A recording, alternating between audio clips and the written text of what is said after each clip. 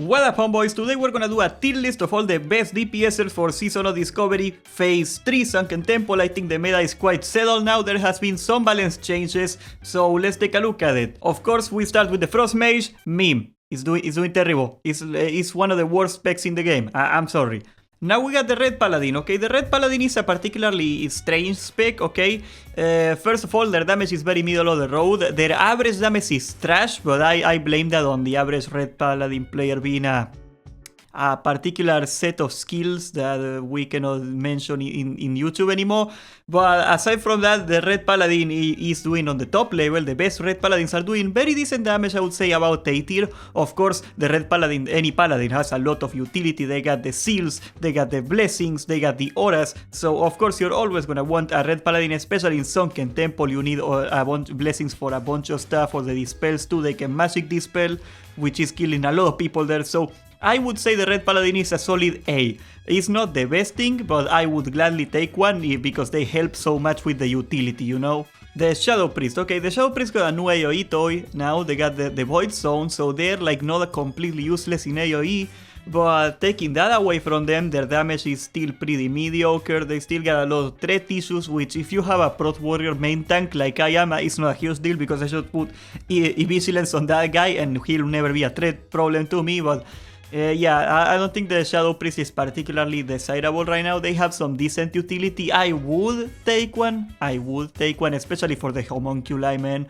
But yeah, I wouldn't say it's great. I would say it's about B. Now, on the meantime, the Assassin Rogue is doing pretty good. It is like the third best DPS in the game. The second, depending on which day you check, is still moving, right? The meta is kind of unstable the first few days of the lockout. So yeah, they got a lot of poison damage. They got a lot of cool items to benefit from. And they got zero utility. So they only got their damage. And luckily they do have good damage. So yeah, I'm gonna put them on S. They are doing pretty good. Combat Rogue. Kinda barely useful. Salty Rogue, meme. I am not surprised right there. Now we gotta talk about the Balance Druid, okay? The Boomkin. The Boomkin is right hovering about here in B. B tier is not doing so hot. It got new AoE, it got the Hurricane thing, which is great, but it doesn't really affect you in the boss fights because there is very little AoE to do. Well, outside of Eranicus, there is not really like a part where you gotta really pump and maybe more fast phase 2. Yeah, I guess that helps a little. But for the most part, what the Druid got, and what is very important for the other classes we're gonna talk about, is the Druid has 3% caster crit, and 3% crit for some specs in this list is a huge game changer. So for that reason, like every raid is gonna want one of these for the pumpers, so we're gonna take a Balanced Druid, we're gonna put it on A. The Elemental Shaman is in a very similar position to the Druid. It has a lot of utility, but it's pretty mediocre. It's doing better than the Balanced Druid. But I would say it is very hard to justify taking an Elemental Shaman over an Enhancement or a Resto Shaman even, so, or a Tank Shaman. We got that done now. So I would say that the Elemental Shaman is a B tier. I would take one, I would be happy to take one, but it's not great. Enhancement on the other side is one of the best specs in the game. They are doing an outrageous stupid amount of damage, and they got the same utility as any other Shaman, which means a lot of utility. This is Cleansing Totem is a super important ability in the fights, especially in the second boss. That thing changes so much of how you play. So we're gonna put the Enhancement Shaman in S tier. Now it is very hard to get any good data on Affliction and Demonology Warlocks, and the reason why you don't get any data is because people don't play them. They are very weak. I would say though that even though the Affliction feels like a meme right now, it would probably, if it were taken seriously, it would be around low B tier or something. I don't know. I'm gonna put it on meme though. I think Demonology with the new pet sacrifice, they are doing some stuff, and you get like 15% more spell power or something. I've seen some people do interesting stuff with it, but it doesn't seem to be the way to go either. The way to go is Destruction, and they are in a solid A tier position. They are like the fourth best DPSer in the game, depending on the day, but like Warriors are very important, especially Tank Warlocks, because you get to do a lot of mechanics with them. As a matter of fact, I had a meta Warlock off tank in the other day, and like in the raid, when I had a single target fight, I would tell him, I'm gonna put Vigilance on you, you pump like a madman, and you're gonna give me threat. and I was like 3 times ahead of the second guy in threat because he was funneling so much threat to me, man. So I don't think Destruction is gonna go anywhere. Everybody likes Warlocks, that's not a shocker. The Arms Warrior fell very behind. It got a very weak runes this phase, aside from the Overpower rune where you get like an Overpower every 6 seconds. That's kinda like the only cool thing they got. Fury got way more scaling talents. It's doing decently, I would say. It's like about here. It's doing like 600-ish DPS, something like that they are doing, but it's nothing compared to Fury, which is, we're seeing examples of warriors now doing like over 1400 DPS in some fights, and it's only gonna go up because Fury scales very well. I feel that until we get like a fix on Mortal Strike, like something that improves Mortal Strike, Arms is not gonna be the way to go. And I do not think Blizzard wants to buff Mortal Strike because they are terrified of what's gonna happen if that thing goes into PvP again. Overall, I would say Fury is a very desirable warrior to take into your raid. There is even a hybrid build between Arms and Fury where you just spam Devastating Gladiator's Stance and it does good damage, and you can take that as an off tank. It's not a great tank, but it's an off tank.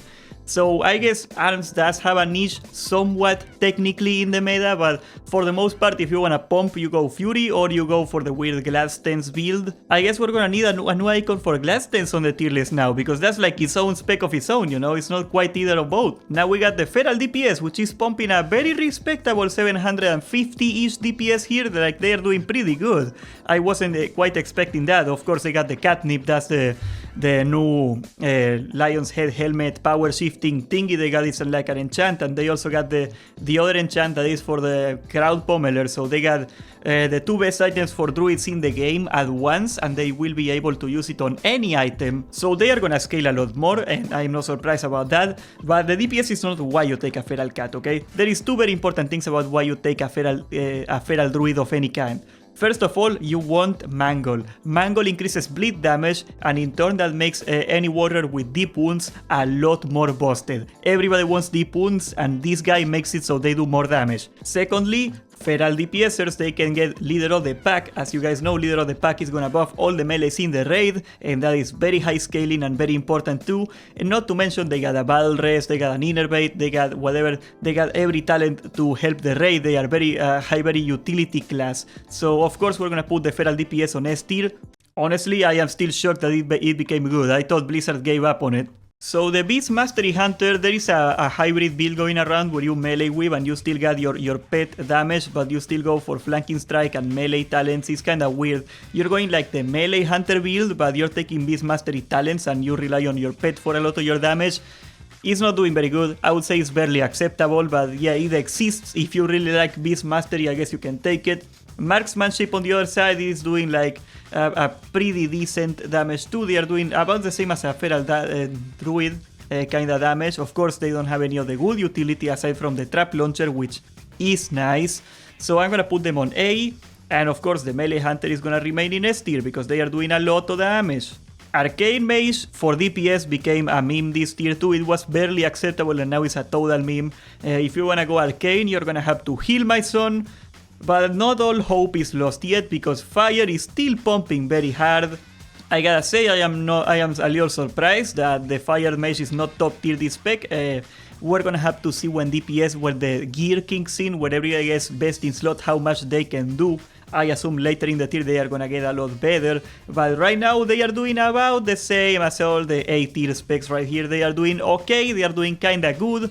Of course, mages are very handy in Sunken Temple, so I do not think they are going anywhere. Their AoE is fantastic, and they are a crucial part of my raid, for example, for doing Eranicos, because you need like such a tight DPS check on the ads to get that down, that they are very handy for that.